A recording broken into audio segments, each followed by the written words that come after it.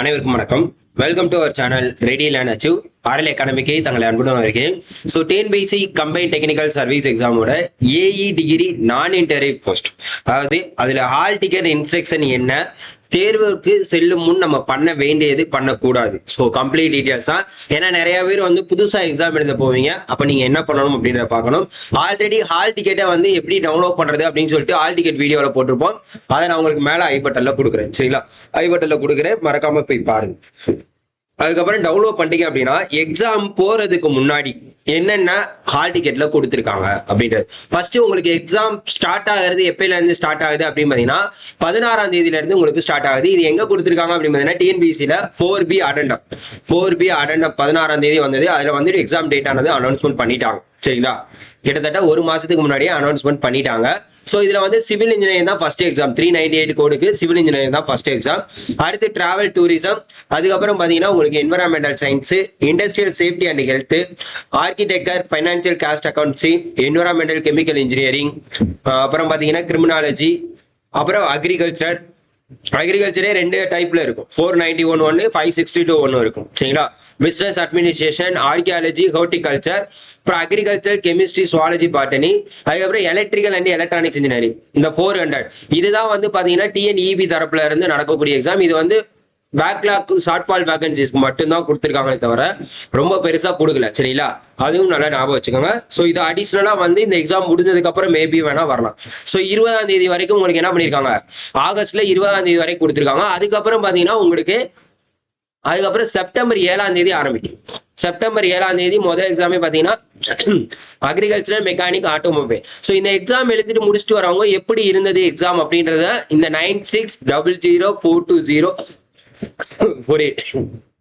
இந்த நம்பருக்கு நீங்க தாராளமா கான்டாக்ட் பண்ணி சொல்லலாம். சரிங்களா, சோ அதுல இருந்து உங்களுக்கு பாத்தீங்கன்னா 19ஆம் தேதி வரைக்கும் எக்ஸாம்ஸ் நடக்கும். செப்டம்பர் மாசம் 7ஆம் தேதி ஆரம்பிக்கிறது, 19ஆம் தேதி. அதுல 19ஆம் தேதி தான் உங்களுக்கு பாத்தீங்கன்னா பேப்பர் 1 எக்ஸாம். சோ ஃபர்ஸ்ட் வந்து இப்போ வந்து என்ன நடக்குதுன்னு பாத்தீங்கன்னா பேப்பர் 2க்கு உண்டான எக்ஸாம் தான் ஃபர்ஸ்ட் ஸ்டார்ட் ஆகி நடக்க போகுது. பேப்பர் 1க்கு உண்டானது கடைசி 19ஆம் தேதி உங்களுக்கு நடக்க போகுது. சரிங்களா, ஓகே. சோ பேப்பர் 1 பொறுத்த வரைக்கும் உங்களுக்கு OMR சீட்டு, மற்றதெல்லாம் பார்த்தீங்கன்னா சிபிடி எக்ஸாம், அதாவது கம்ப்யூட்டர் பேஸ்டு எக்ஸாம்.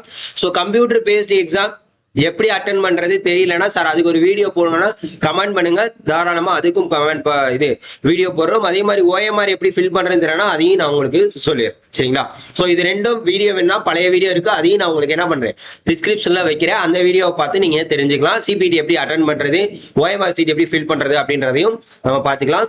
ஸோ இப்போ என்ன பண்ண போறோம் அப்படின்னு பார்த்தீங்கன்னா இதான் ஹால் டிக்கெட். ஸோ எப்படி டவுன்லோட் பண்றதுன்னு பார்த்தீங்க.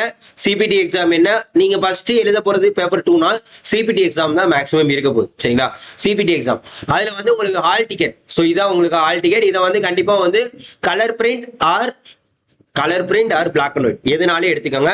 இங்க உங்களோட பேரு, ரிஜிஸ்டர் நம்பர், அப்ளிகேஷன் நம்பர், உங்க அப்பா பேரு, அதுக்கப்புறம் இங்க உங்க போட்டோ, அந்த நம்பர் இருக்கு. சரிங்களா, உங்களோட ஹால் டிக்கெட்ல அதுதான் இருக்கும். சரியா, உங்களுக்கு பிளாக் அண்ட் ஒயிட்ல எடுத்துக்கலாம், இல்லாட்டி கலர்ல எடுத்துக்கலாம்.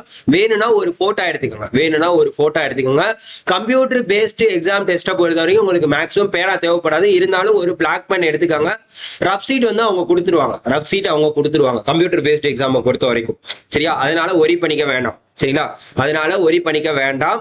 ஸோ இது உங்களுக்கு நீங்க எடுத்துட்டு போக வேண்டியதுன்னு பாத்தீங்கன்னா இந்த ஹால் டிக்கெட் பிரிண்ட் அவுட், ஒரு பேனா, வாட்டர் பாட்டில் வேணும்னா ஒரு டிரான்ஸ்பரண்ட் வாட்டர் பாட்டில் எடுத்துட்டு போய்க்கோங்க. இது ரொம்ப முக்கியமான விஷயம். அதே மாதிரி உங்களுக்கு பாத்தீங்கன்னா இப்ப ஏஏ பொறுத்த வரைக்கும் உங்களுக்கு நீங்க எத்தனை எக்ஸாம் அப்ளை பண்ணிருக்கீங்களோ அத்தனை எக்ஸாமுக்கு உண்டான டேட்டு, டைமிங் எல்லாமே கொடுத்துருவாங்க. இங்க உங்களுக்கு லொகேஷன் எந்த ஹால் சென்டர்ல. பேப்பர் 1 பாத்தீங்கன்னா 19ஆம் தேதி காலைல 9 இருந்து 12.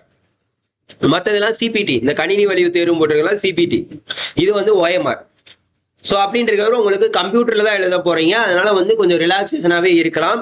அதே மாதிரி கம்ப்யூட்டர் சென்டரை பொறுத்த வரைக்கும் நீங்க எவ்வளவு நேரத்துக்கு முன்னாடி இருக்கணும்ன்றத பாருங்க. இப்போ நிறைய பேர் கேட்கலாம், சார் நான் இத்தனை எக்ஸாமுக்கு அப்ளை பண்ணிருக்கேன், இத்தனை எக்ஸாம் எழுதணுமா சார் அப்படின்னு கேட்டீங்கன்னா, ஸோ இப்போ நீங்க நான் 3 எக்ஸாம் எழுதிருக்கீங்க அப்படின்னா கண்டிப்பா பேப்பர் 1 எழுதுவீங்க.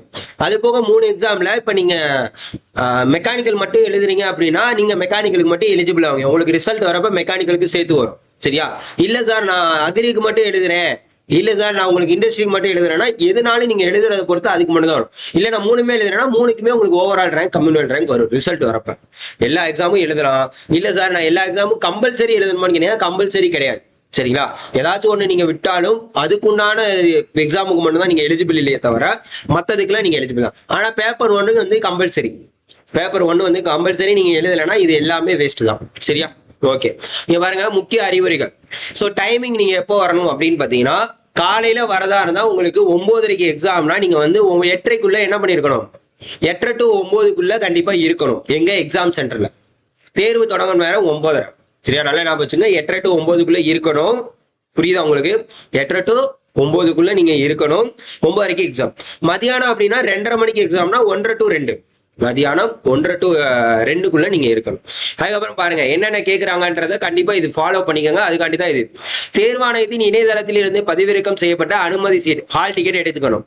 தேர்வு குளத்திற்கு வர வேண்டும். தேர்வர் தங்களுடைய ப்ரூஃப், ஆதார் கார்டோ இல்ல பாஸ்போர்ட்டோ, உங்களோட ஓட்டர் ஐடியோ இல்ல டிரைவிங் லைசன்ஸோ பேன் கார்டோ ஏதோ ஒண்ணு கண்டிப்பா வந்து நீங்க ஜெராக்ஸ் எடுத்துட்டு வரலாம், இல்லாட்டி ஒரிஜினல். ஜெராக்ஸ் எடுத்துட்டு வரலாம், இல்லாட்டி ஒரிஜினல்.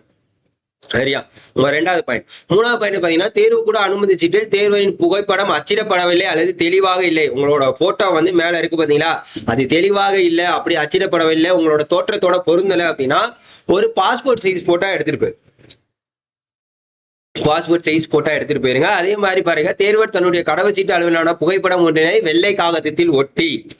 நீங்க ஏன் பாஸ்போர்ட் சைஸ் போட்டோ எடுத்து போறோம்னா, அது பொருந்தல மேட்ச் ஆனா நீங்க உங்களோட பேரு, முகவரி, பதிவு எண்ணம் எல்லாத்தையும் குறிப்பிட்டு அங்க சமர்ப்பிக்கணும் அரை கண்காணிப்பாளரிடம். இதனால ஞாபகம் வச்சுங்க.